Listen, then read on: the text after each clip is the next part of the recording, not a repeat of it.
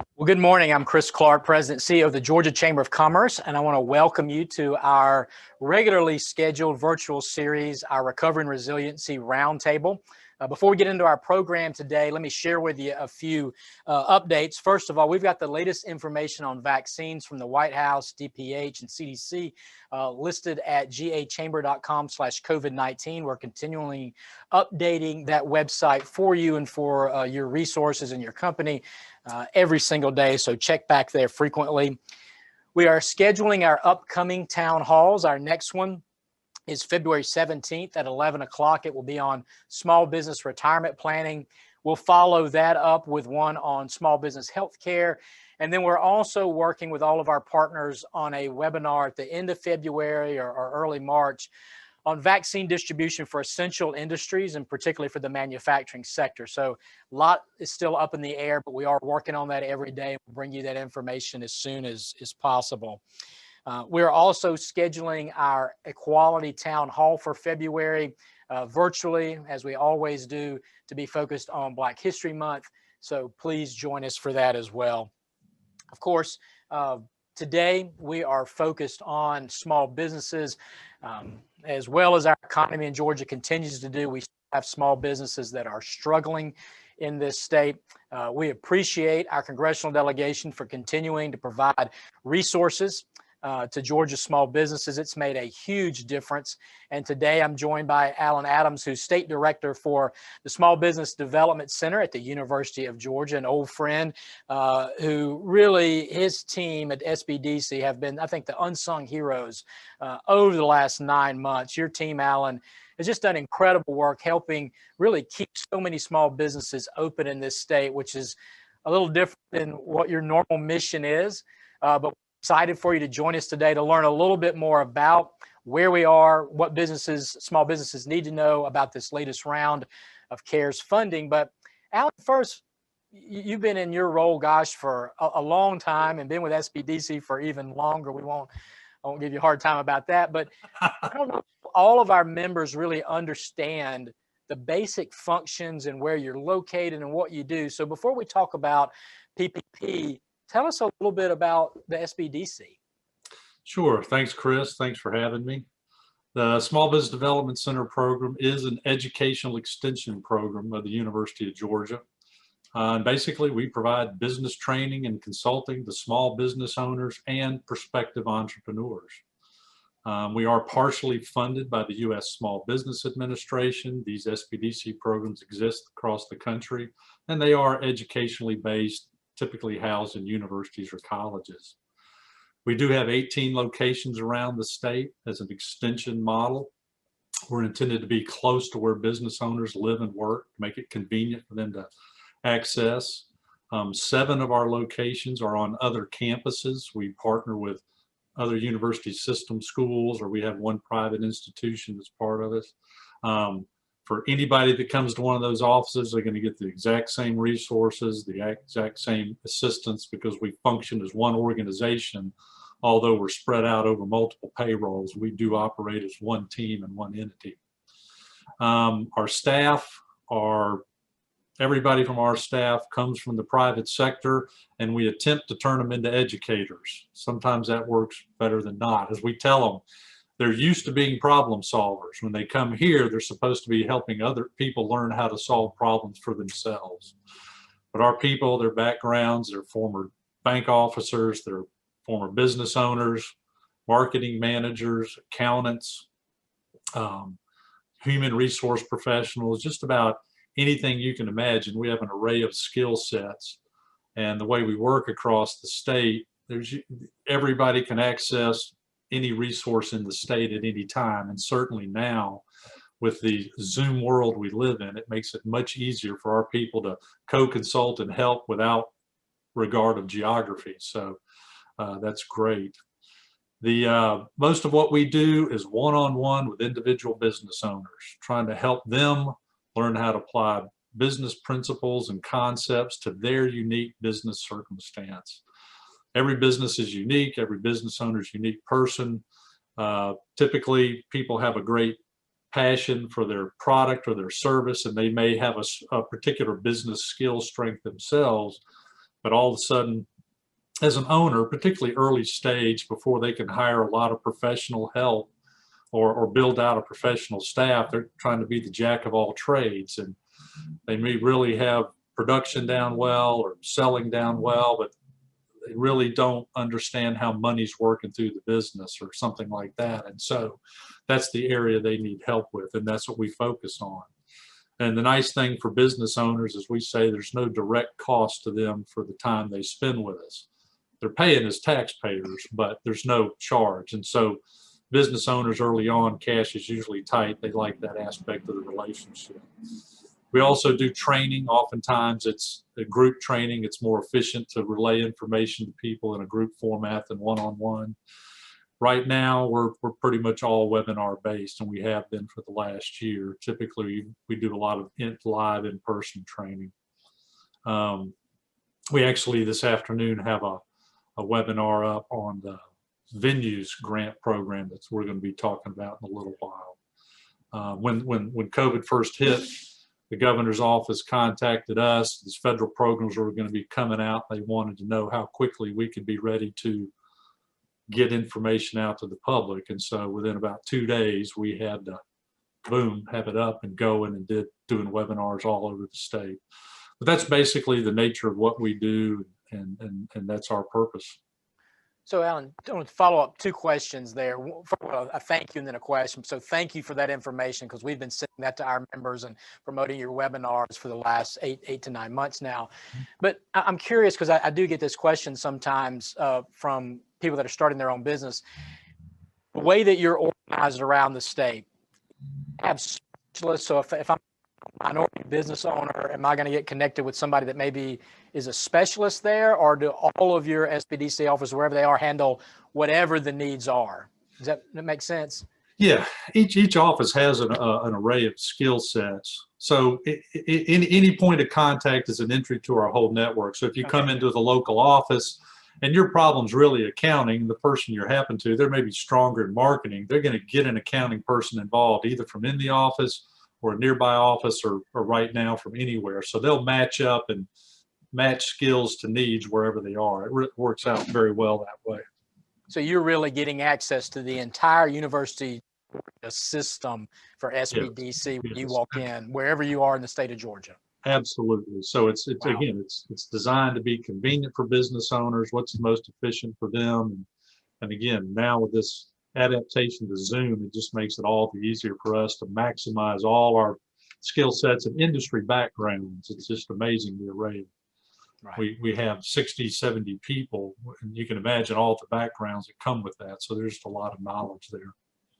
Okay, well, great. Well, thank you for that overview. So to jump into PPP, we've got the new round, right, that's come out. I know it's gotten off to a little bit of a slower start, and some of that I think is because administration's changing, and there's just the holidays and the COVID spike. But can you kind of walk us through some of the differences between that first round of PPP when it reopened and kind of the second draw option, and just help people understand what's changed? And because you mentioned earlier before we started, there's a lot of nuances that are kind of hard for small businesses to really track and understand. Right. Yeah, and they're referring to it now as PPP-1, which was the original program last year, and what's going on now is PPP-2. And there's similarities to both, but we talk sort of the high-level differences. The original PPP opportunity, if you didn't apply last year, you can apply this year. That's still there. Same criteria. It's really sort of a need-based loan. It's not a credit-based loan, which is a challenge for some people sometimes. You do not need, for the original PPP, to demonstrate any loss in revenue. It's just you have a financial need, and you just need to come in and articulate it. The PPP-2 is a little different. It's for businesses that did receive PPP last year but are looking for a second loan. Some of the differences: for the second PPP, you do have to demonstrate some financial distress, and there's a size category. For PPP-2, you have to have less than 300 employees. For the original program, it was 500 or less, which is SBA's general definition of a small business. You have to demonstrate at least a 25% loss from one quarter of 2019 compared to one quarter of 2020. And to be eligible for the second round, you have to have consumed all of your PPP-1 funds. If you're after a second installment, you can't have overlapping money there. With PPP-1, you could borrow up to $10 million, which is quite a bit for a small firm. With PPP-2, you can borrow up to $2 million, but your total between the two can't be more than 10. So if you maxed out last time, there's nothing here for you this time. But PPP-2 also has an advantage, certain advantage for hospitality industry businesses. NAICS code 72. We all are aware how much those businesses have suffered. For the basic calculation of how much you could borrow, it's originally 2.5 times your monthly payroll. For hospitality industry, it's 3.5 times monthly payroll, which allows you a little bit bigger draw. PPP-1 covered payroll plus mortgage, rent, utilities, those kinds of expenses. PPP-2 is payroll plus those same expenses plus software, cloud computing, accounting, outdoor seating for restaurants that added that, PPP-E for protecting employees, and damages not covered by insurance, which reflects some communities in the country had social disturbances. If your insurance didn't cover all the damage, you can apply for recovery under PPP-2 to get some of those costs covered. You do have to work. I'm sorry, go ahead, Chris. Yeah, so Allan, you made a comment there. I want to go back to it if we can for a minute. If the business got PPP-1, they're eligible to come back with those new requirements. I get that. What about those small businesses that didn't apply last year or that maybe applied and got turned down? Yeah. What are they to do today? They can still apply for what we're now talking about as PPP-1. So that's still available to them, come in. It's really sort of a low test loan. Normally a loan, they're going to run your credit and they're going to talk about a lot of things. Congress's intent is to get this money in place to help businesses survive and to keep people employed. So it's a much easier process to get through than the normal loan environment because the intent is to get the money into businesses' hands, keep employment up, keep businesses viable till recovery comes. And then one of the things that I know changed in the last bill was allowing 501c6 organizations to apply. So they couldn't have applied in the first round. So does that mean they're actually technically applying for PPP-1? Correct, Okay. Yes. Last time it was 501c3s and I believe 501c19s, veteran organizations were eligible and nothing else. We did get a lot of calls from our chamber friends about it. But yeah, the 501c36 does include chambers. And there's a stipulation as long as a certain percentage of your money's not spent on lobbying, which would not be a concern for most local chambers. So that's something they can look into now. Yeah, and just if there are any of our local chambers watching today, that threshold's 10%, which I'll tell you, even the Georgia Chamber barely hits that number, even though it's a big part of what we do. So I think most of our local partners and associations around the state should be clear in that area. Yeah. Allan, let's switch over to, we talked about PPP. There's also the employee retention tax credit. Can you talk a little bit about that? Because I know they've extended the deadline. What do small businesses need to know about that new tool? Well, the nice thing about that tax credit, again, you can get a credit against some of your payroll expenses, which can be very helpful right now as everybody's got sort of constrained. A lot of businesses have constrained revenue. It can cover payroll expenses that are not covered by PPP. So if you have a PPP and you've already declared you're covering some of your payroll expenses with that can't count towards the tax credit. You can also account some benefits expenses, employer provided healthcare type expenses as part of your payroll cost for the credit. It only covers the first 6 months of 2021, so you've got a limited time frame there. The credit's capped at $7,000 per employee, which is an increase from last year. It was $5,000 per A small employer now, you only have to have less than 500 employees. Last year, you had to have less than 100 employees to qualify for the credit. So there's a much broader opportunity for people there. And you only have to demonstrate a 20% decline in gross receipts quarter over quarter to be eligible for the credit. Last year, you had to demonstrate a 50% decline. So they've made it much easier and much more attractive for businesses this year. Okay, so that's another tool. And help me out because I might get these next two confused. So we talked a lot about last year about the EIDL loan that was emergency. Can you tell us where that is? And then we also understand there's a new live venue credit. And I know you got a few places there in Athens that need a little support because they don't have live venues right now. Are those the same programs? Are they different? Help us understand. Yeah, they are different. Okay. And the EIDL actually closed out in December last year, and we did not expect it to be reopened. Well, a couple of weeks ago, they did open it for this year again, which is a great option for some businesses in January through some point in December, or until they use up all the funds.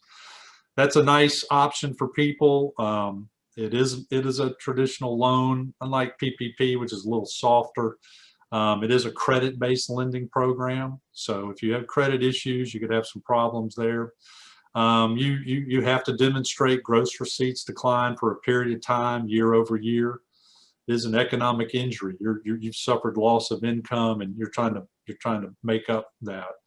Of course, this program was originally designed for hurricanes and earthquakes and other natural big disaster situations. Based on your loss, this is not a loan where you apply for, I'd like this much money. You declare what your injury is, and SBA will decide on the amount you receive up to $150,000. So it's not a huge amount of money, but it can be a nice compliment for people. It's a 3.75 interest rate with a 30-year payback period. Now, that's a long time for a business loan, so you can really stretch out your costs there.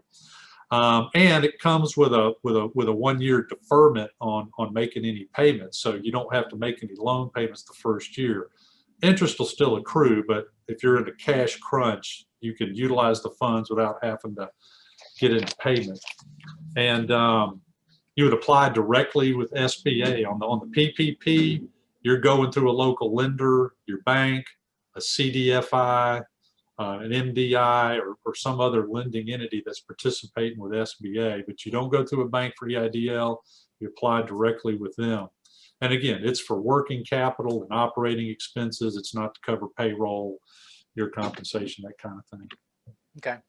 All right. So now tell us about the live venue program. It's not available yet, as I understand, but it's coming online. Yeah, it's not up yet. It's a new thing. Of course, a lot of interest because it is a true grant, and there aren't that many grants really to help people. Yeah. Lots of loan options, but so as you may have read, be aware of, certainly the entertainment industry, live performance and all of that has pretty much been shut down across the country because people can't gather in audiences like that. So this is really unique, an opportunity. It's not up yet. We're assuming it's going to be an online process like EIDL. They've been building a portal. We're hoping it's going to come open. We can't find out for sure, sometime in the next week or two. They've been working on it for a while. $15 billion total capacity, which sounds like a lot, but there's going to be a lot of people interested in this. There's a $2 billion of that is marked for 50 employee or less venues. You know, in the original PPP, so many small firms couldn't get in because they didn't have the right banking relationship to start with. A lot of small firms got locked out. This one, they're trying to do some things to stagger it around. You can potentially get a grant up to $10 million, which is not small. It's based on 45% of your gross earned revenue. So you'd have to be a pretty big operation to get to 10 million. When it opens up, initially the first 2 weeks, it's going to be only for those that can report a 90% or greater loss for the 2019-2020 annual period. The following 2 weeks, 70% loss, and then it'll be open to everybody who can declare a 25% loss or greater. So it's a neat opportunity, and it's open not only for for-profit entities, but nonprofit and even some publicly funded venues and museums also may be eligible. And again, this is one that's really going to have a lot of nuance to it about whether you qualify or not. SBA does have an FAQ, a frequently asked questions out. If you just put in your search bar on your browser, SBA venue FAQ, it'll take you right to it, and you can start getting an idea what to look for. But nobody will know till the application is up, so it's not there yet.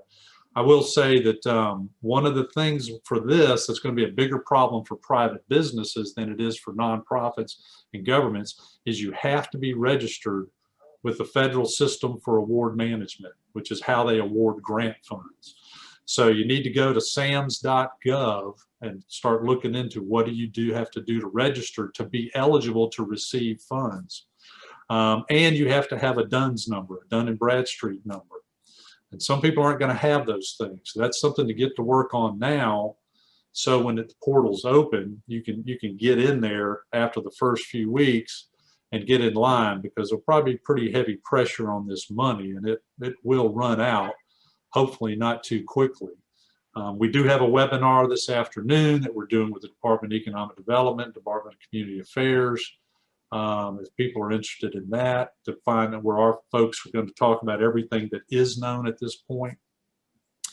And if you if you're not sure how to access the SAM system or obtain a DUNS number, you're certainly welcome to call a local SBDC office, and we have people with experience in that, and they'll be glad to try to help walk you through that process. Allan, before we move on from the PPP for a moment, one of the issues we had in that first round were a lot of our minority small businesses had a hard time getting access because of how they were banked or unbanked. And I know that was a specific effort, of the Georgia delegation to make sure this second round, third round even, was easier for those minority businesses. Can you comment of anything that's changed, or what message would you send to those minority businesses watching today? Right. When PPP opened up this year, there was also a provision that $40 billion was set aside for businesses with 10 employees or less to try to address this issue of those that couldn't get access. And it also not only 10 employees or less, but loans for $250,000 or less for if you're in a low income area. Now they've expanded the number of participating lending organizations. It's not just traditional banks. Community development financial institutions, CDFIs, which are nonprofit micro lenders, they're oftentimes identified as micro lenders. They can handle them. There are some fintech companies involved, even more this time than last time. Minority depository institutions, which we have several in Georgia. Yeah. MDIs are handling it, and CDCs, certified development companies, which more people are familiar with.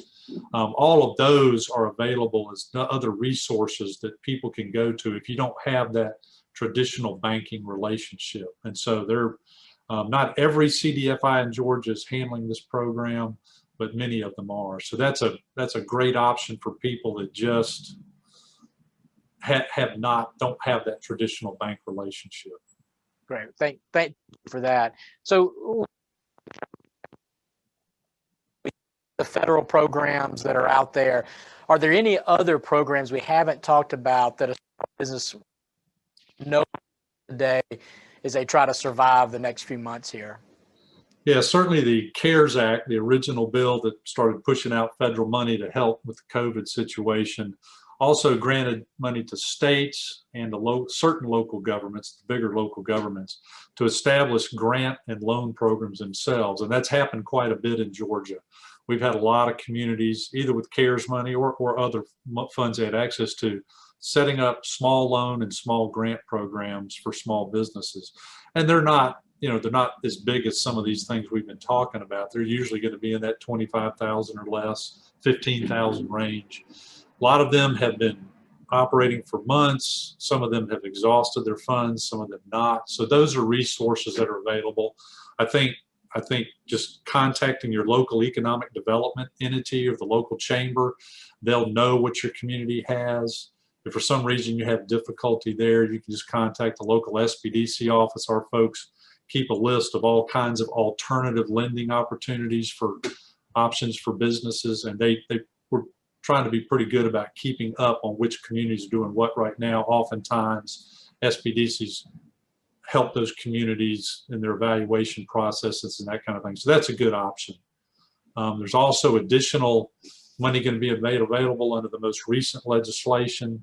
States are going to be provided block grant funds to help agribusinesses, transportation businesses, daycares, and provide renter assistance. So I don't know that any of that's being deployed in Georgia just yet, but that's going to be an additional layer of state level delivered assistance, financing assistance for small firms. And I'll mention one more thing, Chris, that's not really a state pool, but if you have a traditional SBA loan already, or you are fixing to apply for a more traditional SBA loan, you can get that they're deferring payment of principal and interests on those loans, and you're not going to have to repay that later. So they're just wiping that out. And the IRS is not going to treat that as income as they would typically if you get a grant or something. So if you've got an SBA loan, you already know this because it happens automatically. If you're going to see a lender about a traditional 7A or 504 SBA product, go ahead and ask about it. They're going to bring it up, but you're not going to have to make payments for a period of time this year. And that can be very nice while pressures on cash flow hard. That's all great insight, because I actually have had several folks ask about, is this a good time to start a business? You know, or what's the financing? And so, well, make sure and first. But what we're hearing is there's some advantages with some of these loan programs that might not have been there normally. Yeah, it's not all free money, which everybody loves, but it's discounted money, and that can be very nice. That's the next best thing to free money. Yes. So, Allan, one last question for you. I mean, your guys are out there on the front lines talking to small business owners literally every day, and we're so blessed to have you guys doing that. I'm curious, what are you hearing, or maybe some other concerns that are out there, the biggest concerns of the small businesses that you're working with today? I know a lot of them are just trying to keep but more specifically, what are you hearing? Well, you know, as the economists always say, business hates uncertainty. It's hard to project. It's hard to plan. And so I think the unsureness of when we're going to get back to normal consumer behavior and all of that is a big concern. I periodically am reading different small business confidence surveys and that kind of thing. I was reading something from the Federal Reserve yesterday, a survey of business owners. And there's a lot of caution. There's always optimistic entrepreneurs. You know, they're a different breed. But how long is it going to be before we return to normal consumer behavior where businesses can project and anticipate things? And we just don't know. You know, there's a lot of hope, but when PPP and all those programs first came out, Congress thought this was going to be a several month problem.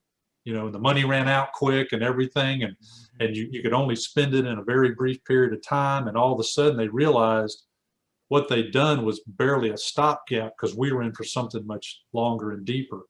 And these kinds of these periods of economic distress or recession are particularly hard on smaller firms because they don't have all the financing options. They don't have the financial reserves to weather. So I tell people most small businesses are 30, 60, 90 days from insolvency, even in good times. Right. So you throw this kind of uncertainty in the environment. And there are small firms that are doing well, and there always are in any economy. People are still consuming and things go on. And those who've been able to pivot their business model or change have oftentimes done well. But just a lot of distress. And we all know, again, in these hospitality related industries, a lot of them are gone already and they're not coming back. And it was too much. And a lot of concern about how the winter months when outdoor dining would lose an option, how is that going to affect some of these? And it's those kinds of things are distressing and just for business owners. Yes. Right. Well, I know your guys are spending a lot of their time helping people with finances and accounting and but also almost counselors as well, just to listen sometimes, right? It is. It can be, significant recessionary times, people who've done nothing wrong in their business, just the market has changed out from under them. For small business owners, it's frequently their entire net worth is involved in the business.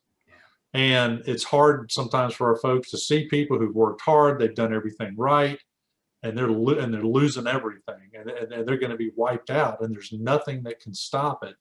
And it's painful for those people and those families, and it's painful for our folks as they get close to these business owners, because again, this is their whole livelihood, this is their whole life. And so our folks can get too close to people, and when a recession's coming on and all that, we start advising our people, be careful, protect yourself, because this is going to get painful. Well, we're glad they're out there. We appreciate what you guys do. What, for those folks that are listening today, what's the website for them to go to find their local SBDC office? www.georgia, spelled out, SBDC.org. You go in there, the webpage pull up. First thing's disaster stuff. You can find out about webinars. You can get some PDFs on some of this information we talked about today. And from there, you can find location, your nearest office. And our offices have been staffed throughout the crisis period here, and will continue to be. And just reach out, and we'll be glad to help you. Well, Allan, thank you and your whole team for what you've done, what you continue to do, the role you play in our entrepreneurial ecosystem in the state of Georgia. We just appreciate you. We're blessed to have you guys there. I want to encourage everyone to visit that website, but also follow SBDC on Twitter and Facebook and all those other places that you follow. It's all good. And then if you're just tuning in right now, this is going to be channel. You can get that from gachamber.com, or you can listen to it on our podcast on Spotify or Apple Podcast. I encourage you to continue to follow us at gachamber.com and on all our social media as well. And we look forward to being with you in a couple of weeks. Allan, thanks for being with us today. We really appreciate it. Thank you, Chris. Thanks for having me. All right. Thanks, guys.